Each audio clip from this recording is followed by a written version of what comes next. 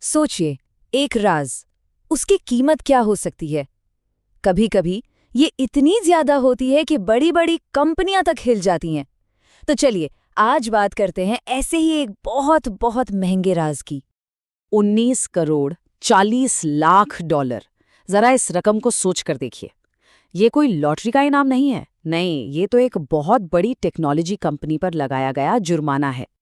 तो सवाल उठता है कि आखिर इतना भारी जुर्माना लगा तो लगा क्यों? चलिए इस केस की गहराई में उतरते हैं। ये जुर्माना लगा एक ट्रेड सीक्रेट के गलत इस्तेमाल के लिए। ट्रेड सीक्रेट यानी एक व्यापारिक राज।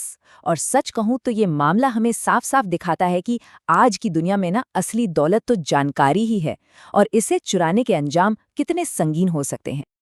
तो ये कहानी है टेक वर्ल्ड के दो बड़े धुरंधरों के बीच की, एक जबरदस्त कानूनी लड़ाई की। पर रुकिए, ये सिर्फ एक जुर्माने की बात नहीं है। नहीं, ये कहानी है इनोवेशन की, भरोसे की, और इस बात की कि आज के जमाने में कंपटीशन की हदें कहाँ तक जाती हैं। तो असल में हुआ क्या था? आरोप क्या था? मतलब कैसे एक कंपनी का इतना कीमती सॉफ्टवेयर सीक्रेट दूसरी कंपनी के हाथ लग गया? आइए पहले मिलते हैं इस कहानी के मेन प्लेयर्स से। एक तरफ है वादी, यानी जिसने केस किया, कंप्यूटर साइंसेज कॉरपोरेशन, या जिसे हम सीएससी कहते हैं। वैसे अब ये डीएक्सी टेक्नोलॉजी का हिस्सा है। और दूसरी तरफ है प्रतिवादी, यानी जिस पर केस हुआ, भारत की बहुत बड़ी IT company Tata consultancy services, मतलब टीसीएस। तो इस पूरी लड़ाई की जड़ में थे सीएससी के दो बहुत ही खास इंश्योरेंस सॉफ्टवेयर प्लेटफॉर्म्स। एक का नाम वेंटेज वन और दूसरे का साइबर लाइफ। देखिए, ये कोई ऐसे वैसे प्रोग्राम नहीं थे। नहीं, ये सालों की मेहनत, रिसर्च और करोड़ों के इन्वेस्टमेंट का नतीजा थे। तो सीएससी के आरोपों के हिसाब से कहानी कुछ यूं थी। सबसे पहले सीएससी ने अपना सॉफ्टवेयर एक क्लाइंट ट्रांस अमेरिका को लाइसेंस पर दिया। फिर ट्रांस अमेरिका के कुछ कर्मचारी, जिनके पास इस सॉफ्टवेयर की पूरी पूरी जानकारी थी, वो टीसीएस में चले गए और यहीं से खेल बिगड़ा। सीएससी का आरोप है कि टीसीएस ने इन्हीं कर्मचारियों के जरिए उनकी सीक्रेट जानकारी हासिल कर ली, और फिर क्या, उसी सीक्रेट इन्फॉर्मेशन का इस्तेमाल करके अपना एक नया कॉम्पिटिटर प्रोडक्ट बैंसीएस बना डाला। ठीक है, तो इस पूरे मामले को अगर सही में समझना है तो हमें थोड़ा पीछे जाना होगा और ये समझना होगा कि कानून की भाषा में ये ट्रेड सीक्रेट भला क्या है, मतलब ये होता क्या है। और ये सवाल बहुत जरूरी है। क्यों? क्योंकि हर सीक्रेट जानकारी ट्रेड सीक्रेट नहीं होती। तो फिर वो क्या खास बात है जो किसी सीक्रेट को ट्रेड सीक्रेट बनाती है और उसे कानूनी प्रोटेक्शन देती है? देखिए, कानून के हिसाब से ना किसी भी जानकारी को ट्रेड सीक्रेट बनने के लिए दो शर्तें पूरी करनी पड़ती हैं। पहली, उस जानकारी की कोई इकोनॉमिक वैल्यू हो, मतलब उससे पैसा बनता हो, और वो वैल्यू इसलिए हो क्योंकि वो बात गुप्त है, सबको पता नहीं है। और दूसरी शर्त, कंपनी ने उसे वाकई में सीक्रेट रखने के लिए ठीक-ठाक कोशिशें की हों, जैसे कि तगड़े पासवर्ड लगाना या कर्मचारियों से नॉन डिस्क्लोजर एग्रीमेंट साइन करवाना।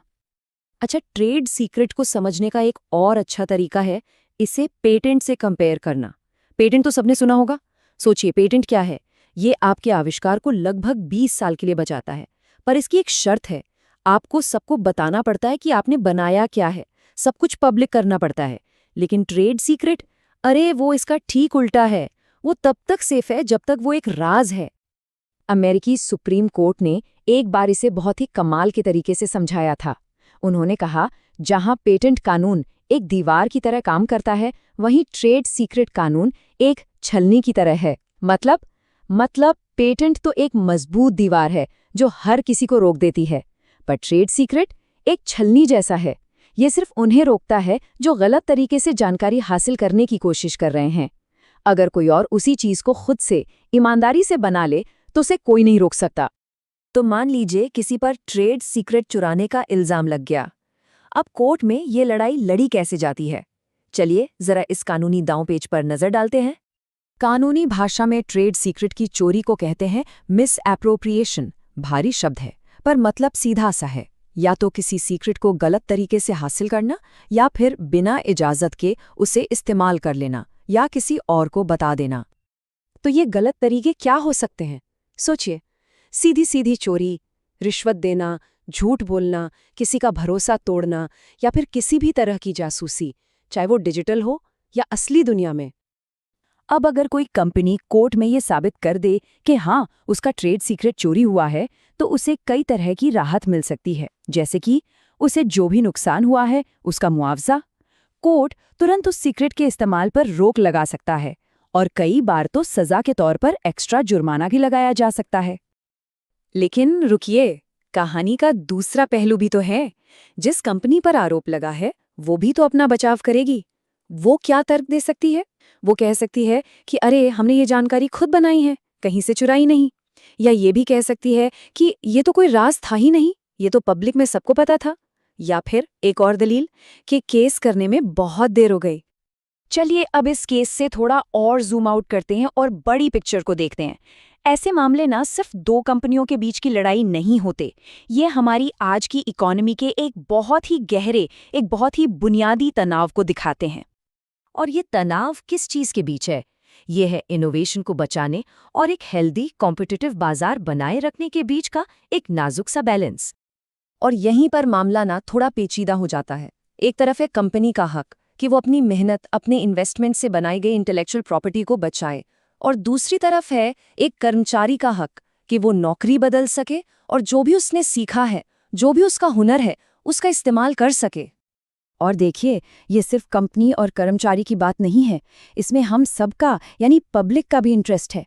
एक मजबूत इकोनॉमी के लिए ज़रूरी है कि मार्केट में अच्छा कंपटीशन हो, लोगों को नौकरी बदलने और आगे बढ़ने के मौके मिलें, और अदालतों को इसी मुश्किल बैलेंस को साधना पड़ता है।